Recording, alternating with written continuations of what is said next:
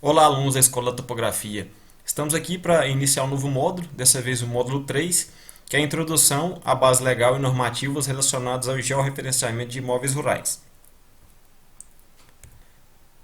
Estamos falando sobre as principais normas técnicas, onde já foi falada a primeira edição da norma técnica, e agora vamos tratar da segunda edição da norma técnica. Nessa segunda edição, que foi publicada na data de 16 de nove de 2010, e a gente vai tratar dos capítulos iniciais, que são dos capítulos 1 ao capítulo 4. Capítulos esses que tratam-se de vértice, padrão de precisão, identificação e reconhecimento de limites do imóvel, materialização dos vértices. Então, iniciando aqui o nosso capítulo 1, vértices. Esses aqui são os assuntos desse capítulo 1, né? Que é os vértices do tipo M, vértices do tipo P, vértices do tipo V, que pode ser por determinação analítica, extraído de base cartográfica ou projetado, vértice do tipo O, codificação de cada um dos vértices e predomínio de coordenadas e códigos. Todos esses vértices aqui irão ser explicados e mostrados como deve ser feita a sua materialização ou simplesmente a sua coleta de informação. Então, vamos lá. Tipos de vértice. É todo local onde a linha limítrofe do imóvel muda de direção ou existe interseção desta linha com qualquer outra linha limítrofe de imóveis contíguos ou servidão de passagens. Podem ser representados de 4 formas distintas. Primeiro, tipo M, ocupado e materializado. Do tipo P, ocupado mas não materializado. Do tipo V, não ocupado e nem materializado. E do tipo O, paralelo ao eixo levantado. Então temos aqui a imagem que mostra onde os vértices devem ser colocados, né? Onde os vértices devem ser implantados. Como já foi falado aqui no texto, se deve implantar algum vértice ou simplesmente ocupar algum vértice onde a linha limítrofe do imóvel muda de direção ou onde existe alguma interseção dessa linha. Como no caso aqui, temos aqui uma linha de transmissão que está passando dentro do imóvel e é necessário eu coletar um vértice antes e um vértice depois da minha faixa de domínio da linha de transmissão. Seguindo, vamos começar a explicar cada um dos tipos de vértices e suas respectivas características. Os vértices do tipo M são aqueles cujas coordenadas são obtidas a partir de sua ocupação física, sendo necessariamente materializados a fim de preservar a identificação e localização do limite fundiário do terreno.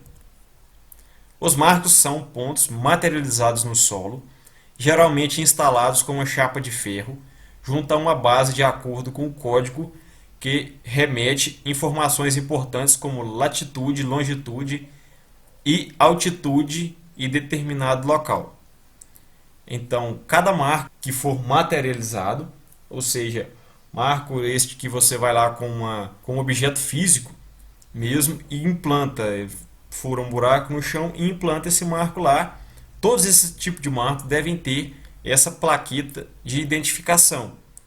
Essa plaqueta vai informações como o número do vértice, o número que representa o credenciado, e lembrando que todos esses marcos são protegidos por lei, né, como diz a plaqueta. O decreto número 243, de 28 de fevereiro de 1967, fixa as diretrizes da Base Cartográfica Brasileira e dá outras providências. No artigo 13 desta lei, os marcos, pilares e sinais geodésicos são considerados obras públicas, podendo ser desapropriadas como de utilidade pública as áreas adjacentes necessárias à sua projeção. Os marcos, pilares e sinais conterão obrigatoriamente a identificação do órgão responsável pela sua implantação, seguida da advertência protegido por lei. Qualquer nova edificação, obra ou arborização que a critério do órgão cartográfico responsável possa prejudicar a utilização de marco, pilar ou sinal geodésico só poderá ser autorizada após a prévia audiência desse órgão. A Lei 243 de 1967, em seu artigo 13, ela protege os marcos implantados, né? Então, qualquer tipo de marco que for implantado em alguma região ou algum local qualquer, ele é amparado por essa Lei 243 e qualquer ação que venha mover esse marco de local ou simplesmente destruí-lo deve ser feita uma consulta ao órgão que o implantou e para ver se essa ação pode ser feita ou não. O decreto Lei nº 243, de 28 de fevereiro de 1967, fixa as diretrizes e bases da cartografia brasileira e dá outras providências. Quando não efetivada a desapropriação, o proprietário da terra será obrigatoriamente notificado pelo órgão responsável da materialização e sinalização do ponto geodésico, das obrigações que a lei estabelece para sua preservação e das restrições necessárias a assegurar sua utilização. A notificação será averbada gratuitamente no registro de imóveis competente por iniciativa do órgão responsável. Então, o que eu já tinha dito anteriormente, caso eu queira mudar ou mover este marco de lugar ou simplesmente destruí-lo, eu devo estar indo junto ao órgão, né, que regulamenta esse marco e solicitar essa mudança ou essa destruição. Mas isso deve ser completamente amparado dos registros legais. Tem que ser feito tudo dentro da lei e da normalidade como deve ser feito.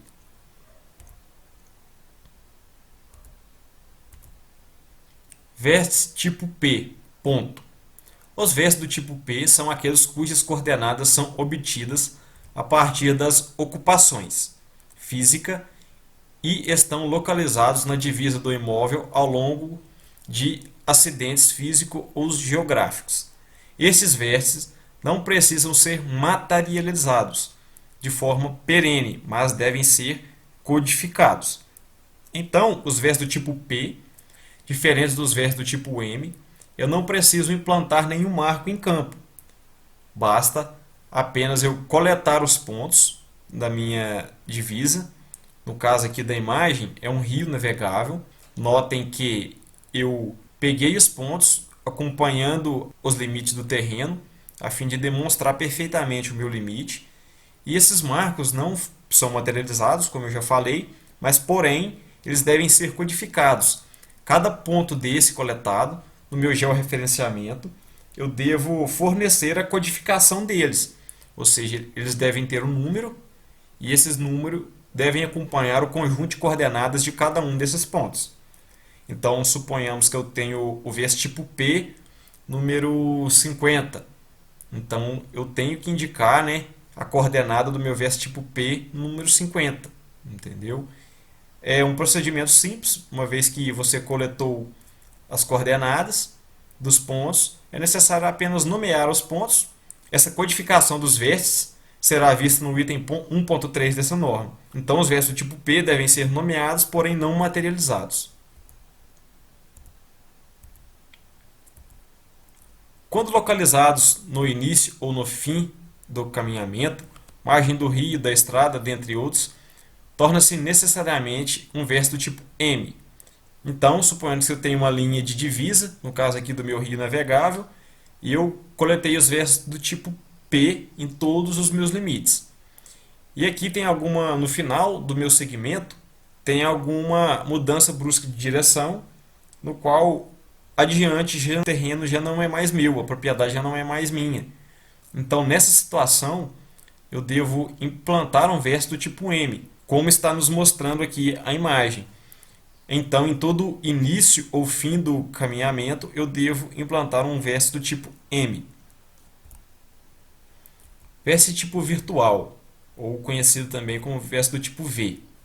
Os vértices do tipo V não são materializados e não são obtidas sua ocupação física, sendo assim obtidas através de forma analítica, extraído de base cartográfica ou projetados. Esse aqui é um caso excepcional dos vértices, onde as imagens aqui mostram onde os vértices devem ser implantados.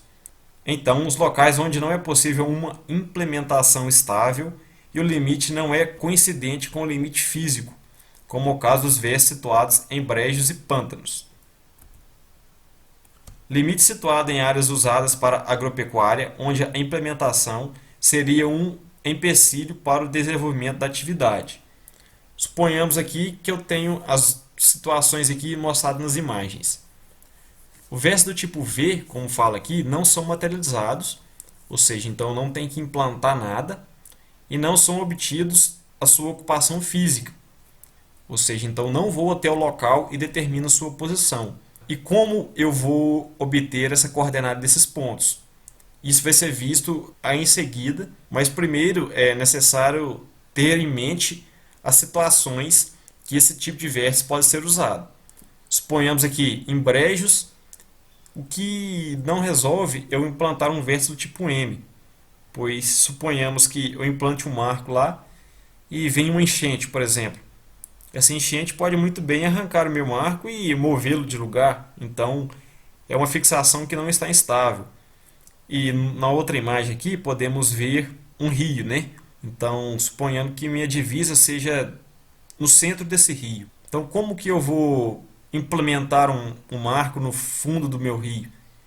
Mesmo que isso seria possível, não serviria para nada, porque no momento que eu estivesse passando ali sobre o local, eu não conseguiria identificar esse marco. Então é inviável, né, a sua materialização. E também no caso de baixo, se eu implanto um marco em um local que tem um fluxo de gado ou de carros, por exemplo, o marco não vai poder ficar ali, porque atrapalha o desenvolvimento da minha atividade. Então, nesses casos, utilizam-se os marcos do tipo V. Vértice do tipo V por determinação analítica. Vértice obtido pela interseção de duas direções concorrentes que limitam parte do imóvel, definidos pelos seus respectivos prolongamentos a partir de marcos testemunhos. Então, suponhando que eu tenho aqui a situação descrita na imagem, onde os vértices tipo M são os vértices materializados, como já foi falado, e o meu limite é dentro da lagoa. Então, mas como determinar a posição desse marco? Notem que eu tenho dois alinhamentos. Um alinhamento nesse sentido e outro nesse sentido. Aqui eu implementei um marco testemunha aqui e outro aqui perto do leito da lagoa. E aqui é a mesma coisa, tem um marco de divisa e aqui também um outro marco perto da lagoa. Então, o que eu fiz para determinar a posição do meu vértice virtual V? Eu apenas prolonguei os meus segmentos de reta e onde as retas se encontraram, coloquei o meu vértice tipo V.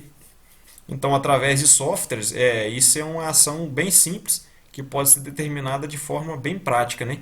E, de certa forma, com alguma precisão melhor. Todo marco testemunho, quando constituir o perímetro do imóvel, é considerado vértice do tipo M. Então, como já foi falado aqui, os vértices do tipo M são considerados também como marcos testemunho. Vértice tipo V, virtual, né? Extraído de base cartográfica. Levantamento dos dados restritos ou inacessíveis. Então, é considerado vértice inacessível aquele localizado em região impedida para o levantamento topográfico, em função da existência de obstáculos físicos ao percurso por qualquer meio de uma equipe de topografia que objetive a demarcação das divisas nos limites de uma ocupação territorial rural. Esse é um trecho retirado da NTGIR do ano de 2010, que é essa segunda edição na qual estamos tratando. Esse texto grifado é o que define um vértice inacessível e ele pode ser extraído de base cartográfica. Então, no caso aqui, temos a imagem, né, do local, supondo que eu tenho determinar pontos dentro desta lagoa, mas eu não consigo, não tenho condições de chegar dentro dessa lagoa para coletar os pontos. Então eu posso utilizar, né, as bases cartográficas. No caso aqui a imagem do trecho da carta São José dos Campos de São Paulo, que é uma carta fornecida pelo IBGE do ano aqui de 1973, e a folha aqui tem suas respectivas identificações. Então, através dessa carta aqui que compõe a base cartográfica, eu consigo determinar as coordenadas dos pontos em questão. Lembrando aqui que a coordenada não é tão precisa, uma vez que ela não foi obtida em loco, né? Não foi obtida em campo. Mas para esse tipo de vértice, essa situação pode ser utilizada e essa precisão é aceitável.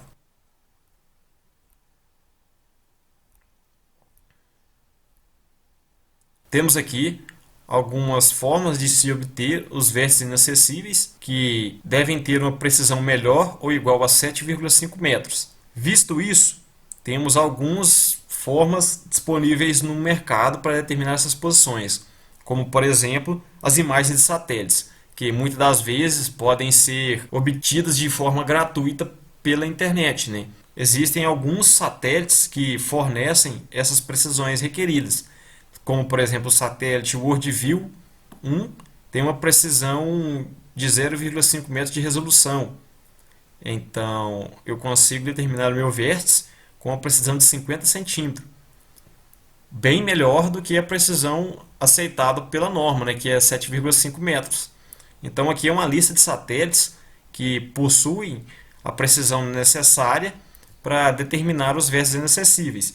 É uma ótima solução para determinar esse tipo de vértice e também pode ser obtido de forma simples da internet. Basta baixar alguma imagem de algum desses satélites e definir os seus pontos. E depois, né, apresentar como esses pontos foram adquiridos.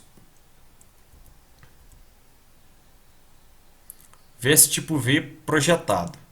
O vértice é determinado no interior do perímetro do imóvel a partir das informações constantes das matrículas que a compõem. Tem a finalidade de representar espacialmente os limites dessa matrícula. Então, a outra forma de determinar a posição do vértice tipo V é utilizar, né, os documentos que estão registrados. No caso aqui, os números das escrituras, o número das matrículas, e bem como a posição, né, de cada um dos meus pontos, cada um dos meus pontos de divisa, que aqui são fornecidos através de azimuths e distâncias. Eu posso simplesmente estar locando esses pontos e vendo onde o meu ponto dá. Então é outra forma de se obter o vértice tipo V, através de documentação. Vértice tipo O, paralelo ao eixo levantado. Vértice determinado também de forma analítica nos locais onde a ocupação limítrofe do imóvel se torna difícil ou inviável. A obtenção de suas coordenadas se dá a partir da projeção de linhas paralelas ao levantamento, efetuado sobre limites que possuem delineamentos sinuosos. Então, os vértices do tipo O são os vértices obtidos a partir de forma analítica e que eles são simplesmente projeções paralelas à linha de levantamento. Então, supondo que eu tenho uma linha de levantamento do vértice tipo P, por exemplo, que podem ser esses vértices aqui de dentro, que não estão grifados em vermelho, e depois eu preciso determinar o meu limite acompanhando a sinuosidade aqui, que já são os meus vértices aqui circulados, né? Então basta simplesmente eu criar uma linha paralela ao que foi levantado e determinar a coordenada dos mesmos. Então esse é o vértice do tipo O. Vale dizer também que o vértice tipo O atualmente não é aceito mais. Então esse código não pode ser mais usado, pois o vértice do tipo O é uma variação do vértice do tipo V. Vértice do tipo O é igual ao vértice do tipo V obtidos por paralela. Se fosse mantido, seria necessário criar um novo tipo para cada forma de obtenção de coordenadas por posicionamento indireto. Então, atualmente o vértice do tipo O não é aceito, porque de certa forma ele é um vértice do tipo V, que é virtual, e Basicamente, quando estivermos estudando o manual de limite e confrontação, vamos perceber que os vértices lá utilizados são apenas os vértices do tipo M, P e V. Não temos mais o vértice tipo O. Essa foi uma atualização feita no ano de 2013 no manual de posicionamento, que desconsidera o vértice do tipo O, pois acreditam, né, que ele é uma variação do vértice do tipo V. Então não faz sentido, não se faz necessário utilizá-lo mais. Codificação dos vértices. Os vértices do imóvel rural serão identificados individualmente por um código único, 8 caracteres, que será gerado pelo credenciado responsável pelo serviço de georreferenciamento, contendo informações do credenciado, informações para contato, número sequencial, código do credenciado e tipo do vértice. Então, essas são as informações que devem ter naquelas plaquetas de identificação dos marcos. Então, onde está escrito credenciado, eu posso colocar, né, mandar fazer uma plaqueta com as informações para contato. E também um código do credenciado, que cada profissional credenciado ao INCRA, ele possui um número. Então, eu preciso que esse código do credenciado seja preenchido para que futuramente, quando eu percorrer esse marco e me deparar com ele, encontrar ele em campo, eu consiga alguma informação sobre esse marco. Então, o tipo do vértice vai ser sempre o vértice do tipo M, no caso o georreferenciamento, pois o vértice do tipo M é o único que exige ser materializado.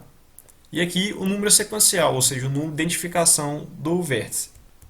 Critérios de codificação. Os 3 primeiros campos serão preenchidos pelo código do credenciado responsável pelo serviço de georreferenciamento, constante na Carteira Nacional de Credenciado emitido pelo INCRA. Exemplo, MHJ. Então, aí eu devo preencher, né, o número do INCRA, o número de registro meu no INCRA. O 4º campo será preenchido pela letra correspondente ao tipo do vértice, vértice do tipo M, vértice do tipo V ou P. Então, mais uma vez, não é necessário, no georreferenciamento, materializar os vértices do tipo P e V. Os 4 últimos campos serão preenchidos sempre pelo credenciado, por meio de uma numeração sequencial, começando pelo número 0001. O vértice seguinte será o número 0002 e assim sucessivamente até o último vértice do imóvel. Então, supondo que eu comece um vértice no meu imóvel, eu marco lá número 0001 e vou seguindo e implantando os marcos onde se deve ser colocado. Então, por fim, eu vou ter lá o número do meu marco final. Lembrando que em um próximo georreferenciamento que o profissional irá fazer, eu devo continuar essa numeração. Eu não posso começar de novo do 0001. Eu tenho que seguir a minha numeração.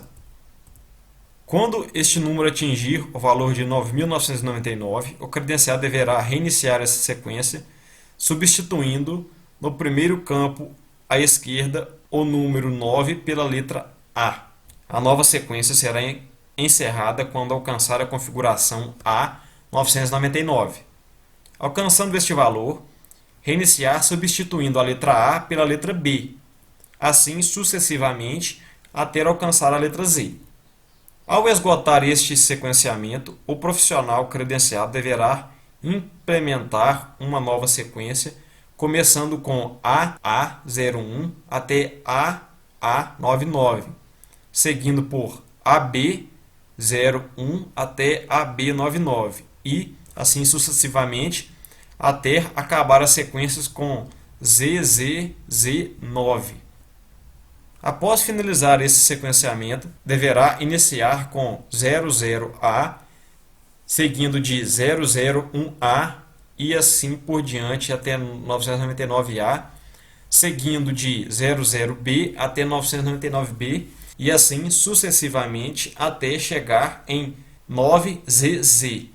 Lembrando que essa sequência é muito difícil de ser alcançada, alcançar o número de 9.999 vértices é muita coisa, é muito serviço que deve ser feito.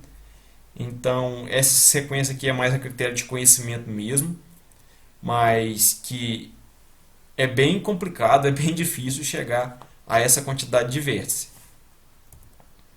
A sequência dos 4 últimos campos serão independentes para cada tipo de vértice, ou seja, então cada vértice, à medida que o vértice for mudando, vai mudando também a sua numeração, funcionando assim de forma independente. Essas codificações deverão ser adotadas pelo credenciado para todos os imóveis georreferenciados por ele, visando o atendimento desta norma, de forma que nenhum código já utilizado em qualquer vértice de outros imóveis georreferenciados anteriormente por este mesmo profissional venha a ser reutilizado. Então, aquilo que eu tinha dito, né? Quando eu termino um serviço em uma propriedade, quando eu vou para outra propriedade, eu não posso zerar a contagem, eu tenho que continuá-la. No caso do término da sequência alfanumérica única do credenciado, deverá esse solicitar um novo código de credenciamento no Comitê Nacional de Certificação do INCRA. Então, é um número parecido com esse, né? Código do credenciado, tipo de vértice e numeração sequencial. O vértice, então, terá que ter essas informações.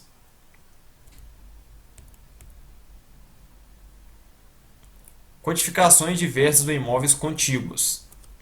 O credenciado se obriga a assumir a codificação já existente dos vértices comuns no imóvel contíguo e adotá-la no desenvolvimento de seu serviço.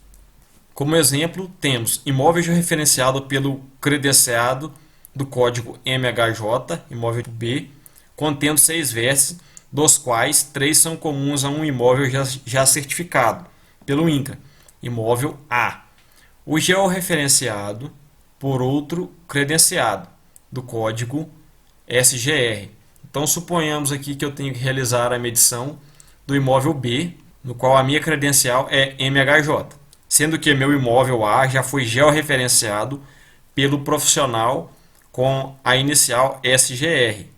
Então, quando eu for realizar a medição do meu imóvel B, eu devo aproveitar, né, esses vértices aqui que já foram implantados e certificados pelo profissional com a inicial SGR. Então, eu não preciso gastar a minha numeração com esses vértices. Eu posso apenas aproveitá-los, já que os vértices, aqui em destaque em vermelho, são comuns aos 2 imóveis. Predomínio de coordenadas e códigos. Confrontando-se com imóveis já certificados, o credenciado deverá adotar um dos 2 procedimentos, sendo: situação 1. O credenciado A materializou os vértices, mediu as coordenadas e submeteu o trabalho à análise e obteve a certificação do imóvel. Credenciado B, ao medir o imóvel contíguo, deverá adotar para as divisas comuns os códigos e as coordenadas já certificadas, determinadas pelo credenciado A. Essa situação 1 é o que eu falei no slide anterior, nos diz a respeito de que, quando eu vou medir algum terreno, no qual o terreno vizinho já foi georreferenciado e obteve-se a certificação do imóvel, quando eu vou chegar lá para medir o outro imóvel, eu devo utilizar as coordenadas já definidas, né, nas linhas de limite entre um imóvel e outro. Então eu devo aproveitar tanto o nome dos meus vértices quanto as coordenadas de cada um deles. Aqui temos o segundo procedimento, nossa situação 2. Credenciado A materializou os vértices e mediu as coordenadas, submeteu o serviço ao comitê regional, mas a análise ainda não foi concluída. O credenciado B, ao medir o imóvel contíguo, deverá adotar para as divisas comuns os códigos já adotados pelo credenciado A. Continuando, o credenciado B deverá consultar o INCRA e verificar se as coordenadas do credenciado A estão corretas. Caso as coordenadas estejam determinadas adequadamente, o credenciado B adotará as coordenadas do credenciado A. Caso as coordenadas estejam incorretas, o credenciado B adotará as suas coordenadas. Neste caso, o credenciado A deve ser notificado pelo comitê regional para que corrija suas coordenadas. Então aqui temos um caso, né, muito parecido com o que foi explicado anteriormente, porém o georreferenciamento que foi realizado pelo credenciado A, ele ainda não foi certificado, ele ainda está em análise. E nesse mesmo período de tempo, eu entrei com o processo de certificação do imóvel B. Se o credenciado A obteve as coordenadas da forma correta, eu que fiz o meu levantamento depois devo utilizar as coordenadas dele. Mas caso as coordenadas do meu credenciado A, que fez o levantamento primeiro, as coordenadas dele estiverem erradas, ele tem que usar as coordenadas obtidas pelo credenciado B, que no caso aqui do exemplo somos nós. Então, nesse caso, o credenciado B adota suas próprias coordenadas e é enviado uma notificação do comitê regional para o credenciado A, que fez o levantamento primeiro, para que eles corrijam as coordenadas dele para ficarem iguais às minhas. Mas para isso é feita toda uma análise lá no INCRA e validado essa análise é feito esse procedimento. E ambos serão certificados nessas condições. Agora, iniciando o capítulo 2, que trata sobre padrões de precisão. O termo precisão está associado ao nível de aderência de um grupo de medições, ao valor médio dessas medições, quando calculado sobre o valor do desvio padrão, ou sigma. O seu resultado deve ser expresso pela resultante das componentes horizontais, E e N, ao nível de confiança de 1 sigma. O indicador de precisão posicional para cada par de coordenadas relativas a cada vértice definidor do limite do imóvel não deverá ultrapassar o valor de 0,5 metros.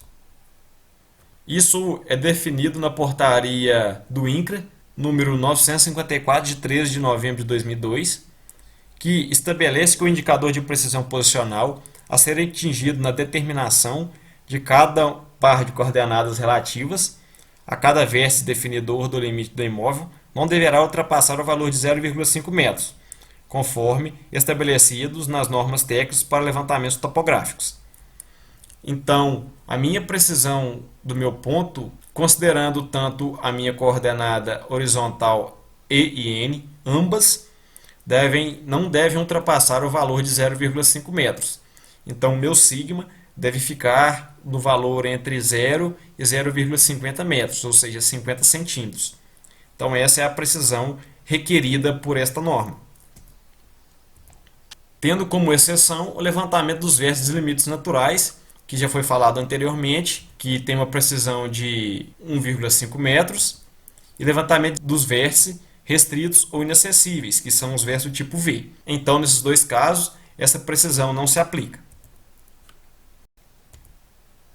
Aqui temos os padrões de precisão de cada uma das classes, que vai de C1 até a C7, e os tipos de levantamento. A classe C1 tem a finalidade de apoio básico, apoio imediato ou limite, que deve ter a precisão igual a 0,10 metros.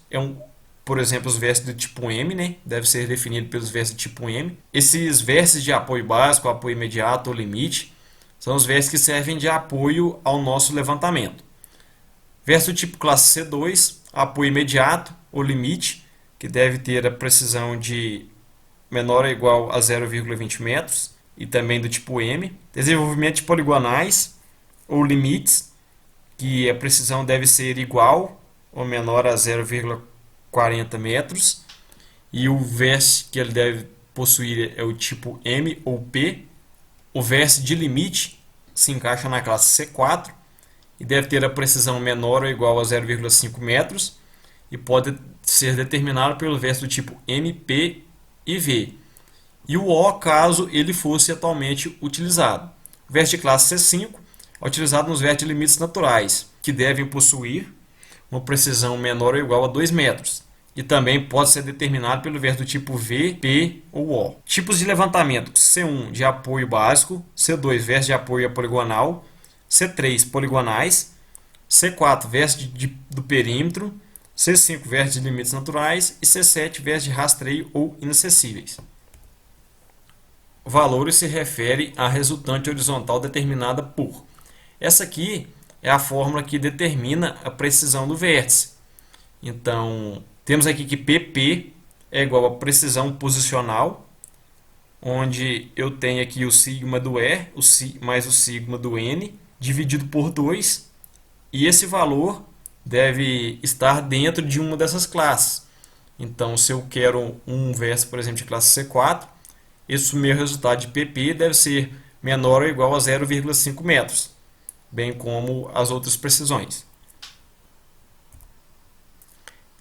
É necessário considerar a propagação da covariância das coordenadas dos vértices de apoio e do apoio imediato e também no desenvolvimento de poligonais para a determinação das coordenadas dos vértices de limites do imóvel, com exceção dos vértices de classe C7. Então, nesse caso, deve-se propagar as covariâncias das coordenadas. Mas o que seria isso? Seria a parte do ajustamento das observações das coordenadas. Então, isso aí pode ser visto com mais clareza em uma disciplina que se chama Geodésia aplicada ao georreferenciamento, também em cursos específicos que trabalham com GNSS. Isso aí é mostrado mais a fundo nesses cursos. Os vértices do tipo C6 estão restritos apenas a imóveis públicos federais localizados na Amazônia Legal. Então, os vértices do tipo C6 estão restritos apenas à Amazônia Legal, e lá não necessitam de uma precisão tão alta. Entrando aqui no nosso capítulo 3, identificação e reconhecimento dos limites do imóvel.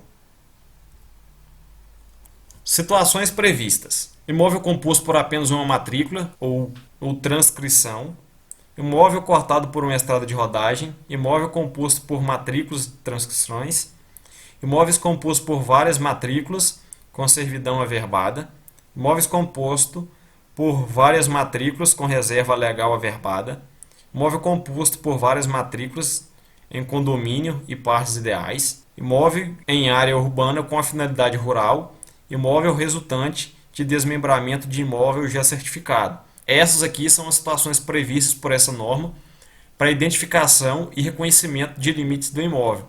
Então, todas essas situações aqui descritas podem ser vistas em campo.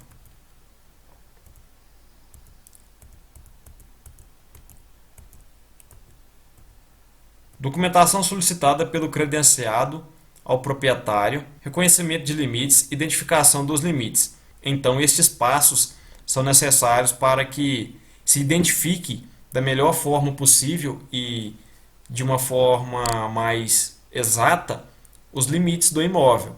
Então, através da documentação, eu vou em campo, reconheço meus limites, identifico os limites, como esses limites são.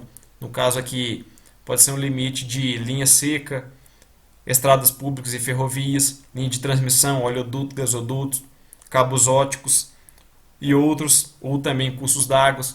Através dessas informações, eu posso identificar com maior precisão e mais critério, o meu limite. Então, tendo essas informações em mãos, eu consigo realizar um trabalho melhor, fornecer as informações básicas para que o meu georreferenciamento seja certificado. Considerações: a identificação e reconhecimento dos limites do imóvel. A identificação e o reconhecimento dos limites do imóvel rural é uma tarefa que precede necessariamente a etapa de medição. Destina-se a assegurar que o profissional não cometerá erros no caminhamento a ser percorrido. Então, a identificação e reconhecimento dos limites auxilia o profissional na hora de coletar informações dos limites, ou seja, ele vai medir os pontos nos locais corretos, para não ter o problema de o profissional medir terreno alheio, ou também não medir o imóvel na divisa correta, no lugar correto. O processo de identificação dos limites do imóvel deverá ser iniciado com a rigorosa avaliação da sua documentação, especialmente a descrição imobiliária do registro de imóveis e a documentação técnica existente no INCRA, sobretudo eventuais coordenadas já determinadas e certificadas por sua autarquia. Então, o processo de identificação do imóvel deve ser feito avaliando de forma rigorosa a documentação e o que está em campo, né? A fim de evitar problemas futuros. Imóvel composto por apenas uma matrícula ou transcrição. Vamos agora falar daqueles exemplos citados, daquelas situações previstas, a fim de explicar melhor cada uma delas. Este imóvel rural deverá ser representado por um único memorial descritivo, elaborado a partir de uma planilha de dados cartográficos que contenha todos os versos do seu perímetro. Imóvel composto por apenas uma matrícula, cortado por uma estrada de rodagem. Então, eu tenho um imóvel que ela passa uma rodovia dentro dela. No caso aqui, por exemplo, a BR-381. Supondo que eu tenho uma parte do meu terreno de um lado da BR e outra parte do meu terreno do outro lado. Então, como eu devo proceder, né? Com a cessão da estrada municipal, estadual ou federal, a matrícula é necessário que apresente memoriais descritivos distintos e que cada um desses correspondam às porções seccionadas, o que permite retratar cada lado da estrada. A área da estrada deve ser excluída do levantamento da propriedade privada. Então, diferente do imóvel composto por apenas uma matrícula, que é o mais utilizado hoje, né, que é o que mais visto, nesse caso eu devo fazer dois memoriais descritivos, o mesmo número de matrícula, mas eu devo ter dois memoriais e devo excluir, né, a minha área da estrada. Então aqui temos na nossa imagem a primeira parte e a segunda parte da fazenda. Aqui eu tenho a rodovia passando entre a minha fazenda. E eu devo fazer memoriais descritivos descrevendo a parte superior e a parte inferior da fazenda, ou seja, dois memoriais descritivos.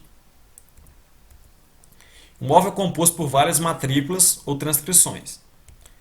Deverão ser apresentados memoriais descritivos distintos de cada uma das matrículas ou transcrições que compõem o imóvel rural, além do memorial descritivo do imóvel como um todo, de acordo com as leis 4.504 de 1964 e a Lei 8.629 de 93, e planta geral do imóvel, retratando as distribuições dessas matrículas. Na impossibilidade de identificar a localização das matrículas, deverá ser elaborada uma planta única com o memorial descritivo correspondente. Então, suponhando que eu tenho um imóvel com várias matrículas, eu devo, pela lei, fornecer um memorial de cada uma das partes que compõem as matrículas e depois um memorial como um todo, que correspondem a todas as partes no geral. Mas caso eu não consiga identificar as matrículas que estão dentro do meu imóvel, deve ser feita e elaborada uma planta única com memorial descritivo correspondente à área como um todo. Imóvel composto por várias matrículas, transcrições com servidão averbada. Deverá ser elaborado um memorial descritivo para o imóvel como um todo e outro memorial descritivo para a área de servidão, além da planta geral do imóvel, retratando a distribuição das matrículas na área de servidão averbada. Então, suponhando que eu tenho uma propriedade e nessa propriedade eu tenho uma área de servidão, que é uma área do meu terreno na qual eu não consigo utilizá-la ou não posso utilizá-la por algum motivo. Então, nessa situação, eu devo fazer um memorial descritivo para o imóvel como um todo e outro memorial descritivo para a área de servidão. No caso, suponhando que eu alugue o meu terreno e tenha um contrato, ou eu arrende o meu terreno, parte do meu terreno para alguma empresa, eu devo fazer o memorial descritivo para a minha área como um todo, identificar nessa área como um todo a minha área de servidão, correto? E esse é o procedimento nesse tipo de situação. Em imóvel composto por várias matrículas ou transcrições, com reserva legal averbada, a mesma não deverá constar no memorial descritivo e nem na planta. Para critério do georreferenciamento, a reserva legal não é levada em conta, apenas os limites do meu imóvel. Então, nesse caso, eu não preciso medir separadamente a minha reserva legal, embora a mesma já esteja averbada. Imóvel composto por matrículas, transcrições em condomínio e partes ideais. Contemplará todos os proprietários, não se admitindo certificação contemplando apenas um dos condôminos ou diretor de uma parte ideal. Então, suponhando que eu tenho uma parte do meu terreno ou um terreno por completo que está dividido em várias seções, né, como se fosse um condomínio. Porém, eu não posso gerar uma matrícula ou uma certificação para cada um dos condôminos. E sim, eu tenho que eleger um dos condôminos para que possa ser o detentor da parte ideal, né? Ou seja, eu tenho que eleger alguma das pessoas que moram ali dentro para ser responsável pelo o imóvel como um todo. Imóvel em área urbana com a finalidade rural. Deve ser georreferenciado em conformidade com o previsto nesta norma. Embora eu esteja um imóvel em área urbana, mas ele possui uma finalidade rural, ele deve ser georreferenciado conforme os itens acima descritos. Imóvel resultante de desmembramento de imóvel já certificado. Deverão ser objeto de nova certificação, sendo apresentadas as peças técnicas individualmente, para a área remanescente e para a área objeto de desmembramento, assim como deverá ser apresentada a RT do desmembramento vinculado à RT que originou a certificação. Então, nesse caso, eu tenho uma certificação que vai ser mostrada de formas separadas. Então, eu tenho um terreno e quero desmembrar, ou seja, eu quero tirar uma parte dele, e esse procedimento deve apresentar peças técnicas individuais, ou seja, 2 memoriais descritivos e 2 plantas, onde cada uma dessas vai representar a minha área remanescente e a área desmembrada, e assim também eu devo tirar 2 ARTs, né? Uma para o desmembramento e a outra para a certificação junto ao INCRA do georreferenciamento. Para uma perfeita identificação do perímetro do imóvel, o credenciado deverá solicitar ao proprietário, previamente ao início do serviço de georreferenciamento, toda a documentação comprobatória existentes. Aqui na norma nos traz essas informações, que são os documentos necessários para que possa ser feito o georreferenciamento. Então, esses aqui são alguns documentos descritos. Não vejo aqui a necessidade de ler cada um deles, porque no momento em que se estiver fazendo um georreferenciamento, vocês consultem essas leis e peçam ao proprietário do imóvel os documentos que aqui estão descritos. Então não se faz necessário a leitura desses documentos aqui. Além desses outros documentos aqui também, certidão de domínio autorizada, plantas topográficas existentes, croquis de levantamentos anteriores, partilhas de cálculo de levantamento topográfico anteriores, cadernetas de campo de levantamentos anteriores. Todas essas informações aqui também servem de ajuda para determinar, né, de forma correta a identificação do perímetro, caso o proprietário tenha algum desses documentos, né? Ainda falando sobre reconhecimento dos limites, ao final do serviço de identificação, o proprietário do imóvel, objeto de medição, deverá assinar juntamente com o responsável técnico pelo georreferenciamento uma declaração de respeito de limites. Essa declaração visa eliminar erros, né, de identificação dos limites. Então eu tenho aqui um documento que está disponível no anexo 14 da norma, e nela tem a forma dos dados que devem ser preenchidos e que fala sobre o reconhecimento dos limites em campo. E é uma forma de documentar o serviço que você está fazendo, além de também poderá ser utilizado como documento mesmo que reconheça que o proprietário te indicou os limites corretos e você seguiu os limites que o proprietário do terreno te indicou. Isso aí serve como um documento que comprove isso. Esta declaração deverá ser de natureza pública e registrada em cartório de documentos da mesma comarca do imóvel rural, objeto da certificação. Então, esse documento deve ser registrado junto a um cartório da mesma comarca do imóvel rural, ou seja, na mesma cidade que o imóvel rural está registrado. Linha seca. Linha virtual que liga 2 pontos do limite de um imóvel rural e não possui elementos físicos para sua identificação. Sua caracterização em campo deve ser feita através de monumentação dos seus pontos extremos, vértice do tipo M. Então, nesse caso aqui, como hoje já não é utilizado mais o vértice do tipo O para determinar esse vértice aqui, eu devo indicar o vértice de início e o vértice de fim daquela linha como os meus vértices do tipo M. Então, supondo aqui que eu tenho uma rodovia, um trecho sinuoso, e eu apenas devo indicar o meu início, um vértice do tipo M no início e um no fim, e ali acompanhar, né, a faixa de domínio da rodovia, acompanhando o seu trajeto, a sua sinuosidade. Estradas públicas e ferrovias. Nos imóveis rurais confrontantes com estradas públicas e ferrovias estaduais e ou municipais e ferrovias, a identificação de seus limites deverá estar de acordo com a faixa de domínio fixada pelo órgão ou empresa responsável ou legislação específica. Então, o meu limite, nesse caso de estradas públicas e ferrovias, devem se dar através de faixas de domínio e não da pista de rolagem.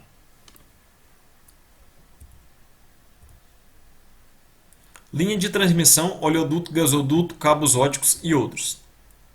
Observam-se as características das faixas de domínio ou servidão junto às respectivas concessionárias. A área correspondente à faixa de domínio ou servidão não deverá ser descartada em área total do imóvel.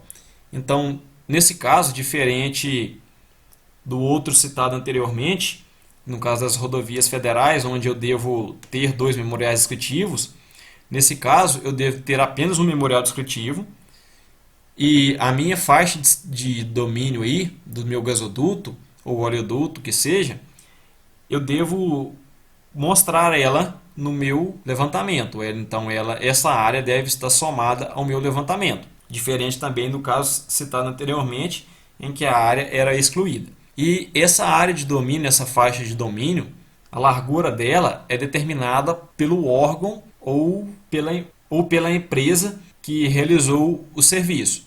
Então, essa empresa vai determinar o tamanho da minha faixa de domínio que deve ser seguida e cabe a você atender a elas. Cursos d'água. Utiliza das margens dos cursos d'água, independentes de ser navegável ou não, exceto se estabelecido de forma contrária por sua matrícula ou transcrição. Então, em casos que o meu terreno faz divisa com algum curso d'água, seja ele navegável ou não, eu devo utilizar a margem do rio como forma de divisa, a menos que isso esteja indicado na minha matrícula. Então, caso tenha alguma matrícula, algum documento que comprove que a minha divisa no eixo do rio ou na outra margem, isso deve ser constado na matrícula. Caso não conste nada na matrícula, considera-se a margem do rio como sendo limite. Todo verso do tipo M, limite ou de apoio, deverá estar materializado antes do processo de medição, sendo representado por monumentos artificiais implantados pelo detentor do imóvel conforme o padrão. Então aqui são alguns exemplos dos marcos que podem ser implantados. Então esses marcos devem ser implantados, aí depois você realiza a medição sobre eles. Aqui temos um exemplo de um marco de concreto e de um marco de aço de metal, onde os mesmos, né, como já foi falado, devem estar munidos da plaqueta de identificação. Materialização dos vértices. Os vértices já monumentados por meio de plaquetas ou mourões, desde que em boas condições de conservação e rigidez, ou rochas aflorantes à superfície do solo, poderão ser aproveitadas e deverão ser identificadas por plaqueta chapa de metal. Então, essas plaquetas devem ter as informações, né, que aqui estão descritas, e com espessura mínima de 2 milímetros. Essa aí é uma imagem da vista lateral da plaqueta. Se forem aproveitadas plaquetas ou morões, as plaquetas poderão ser posicionadas no topo ou na lateral dos mesmos, objetivando a conservação e identificação do vértice. No caso da implantação das plaquetas na lateral, a ocupação deverá ocorrer na face da plaqueta. Então, quando eu implanto as plaquetas na lateral, a ocupação deverá ocorrer na face da plaqueta, ou seja, então eu devo utilizar de alguma ferramenta que me possibilite essa ocupação. Materialização. Tipo M. Vértice materializado, medido e codificado em campo. Vértice tipo P.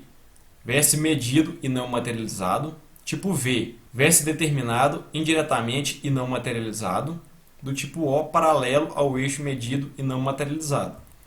Então, como já dito, né, os vértices de classe C1 e C2 deverão ser materializados de acordo com os padrões, e o vértice do tipo O não pode mais ser utilizado. Vértices do tipo classe C3, que fazem parte apenas de poligonais de apoio e demarcação, poderão ser materializados com piquetes de madeira. Neste caso, não necessitarão de codificação. A segunda norma técnica estabelece algumas das características dos marcos, bem como os materiais que devem ser feitos. Supondo aqui que eu vou fazer um marco de concreto de forma tronco piramidal, ele deve ter esse traço, né? O traço seria o que? A quantidade de composição de areia, cimento e pedra que deve conter, o diâmetro que deve se ter, as dimensões dos marcos e algumas considerações que são a alma de ferro e vergalhão nesse caso. Ou seja, no interior do marco eu devo ter um vergalhão atravessando ele de ponta a ponta. Caso meu marco seja de granito, a única forma possível que eu posso utilizar é o tronco piramidal e também as dimensões de 8 por 12 por 60 centímetros.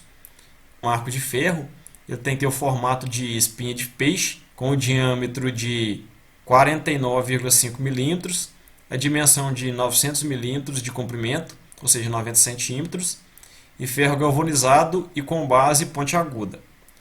E também um dos materiais muito utilizados são os marcos de material sintético, devido ao seu peso e também a sua resistência e também o valor.